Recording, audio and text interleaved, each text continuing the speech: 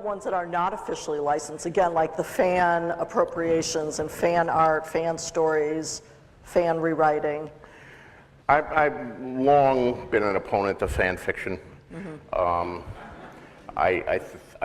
let me define fan fiction very precisely here, because sometimes I get criticized by people saying, you wrote fan fiction when you were young and now you criticize it, how dare you? I wrote what we called fan fiction in the 60s in comic fandom, but that was simply fiction written by fans, right, and published without any money.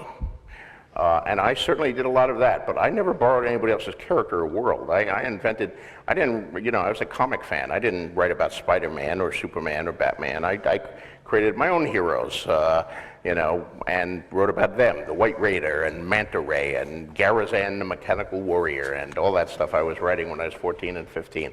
But they were my own characters and my own stories. What fan fiction has come to mean is writing Star Wars stories or writing Star Trek stories or writing, slash fiction, which is, taking characters and putting them together in unlikely sexual situations. And, I don't,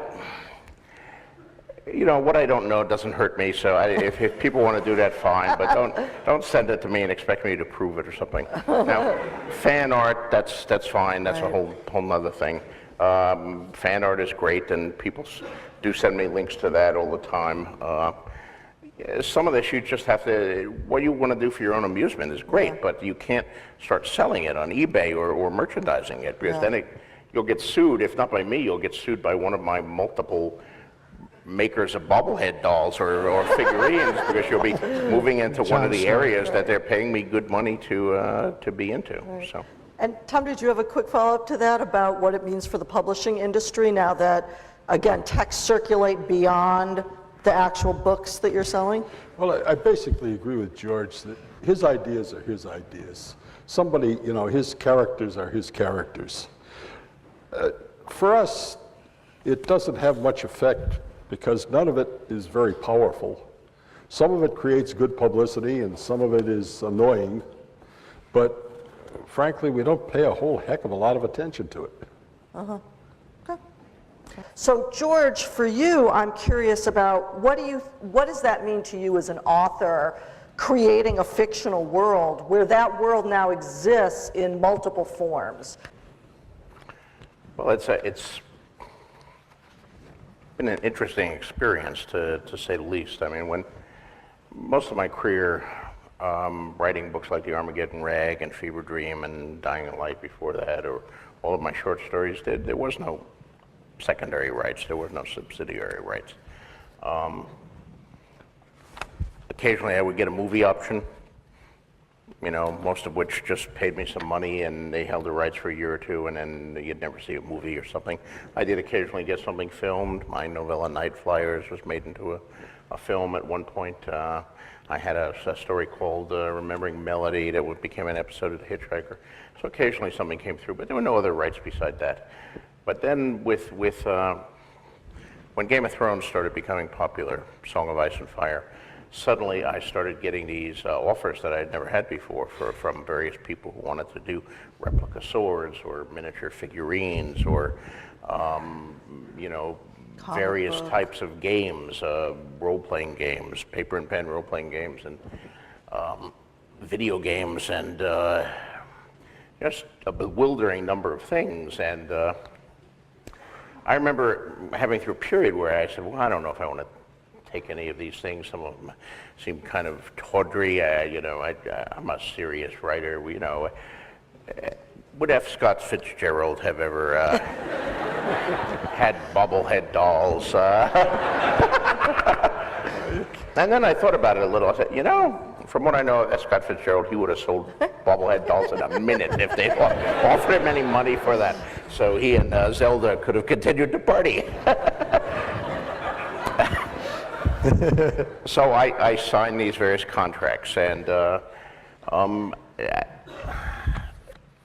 I think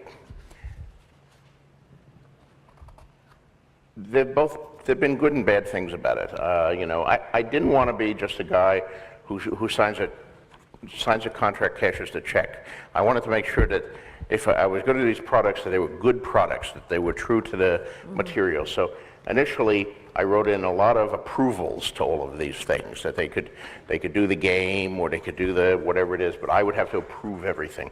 And that sounds good in theory, but of course what it led to me spending a lot of time approving stuff, and not only approving, but giving notes on stuff. And I was probably a little obsessive about it at first, and it wound up taking a lot of my time. So I still don't want to let crappy products get out there, but I have pulled back a little on the approvals now that I know some of my licensees and who I can trust and who I can't trust.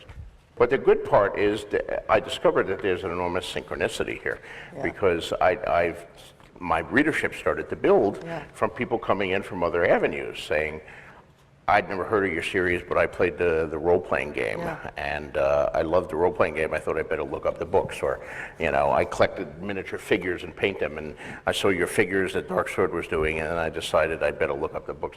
So I was getting new readers from all of these things.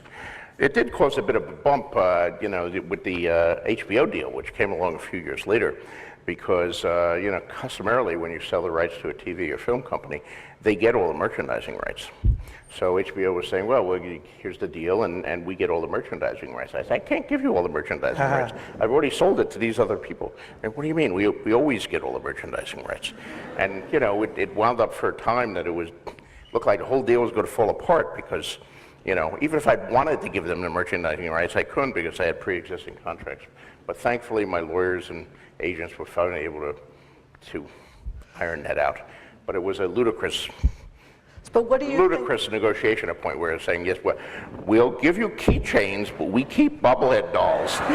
You're going through all of that with the agent. Now that HBO is going, of course, I still have the old contracts that are grandfathered in, that are still direct to me, but everything that's not under contract went to HBO. So now there's just a flood of merchandising coming out, because nobody knows how to merchandise like a television network or a film studio.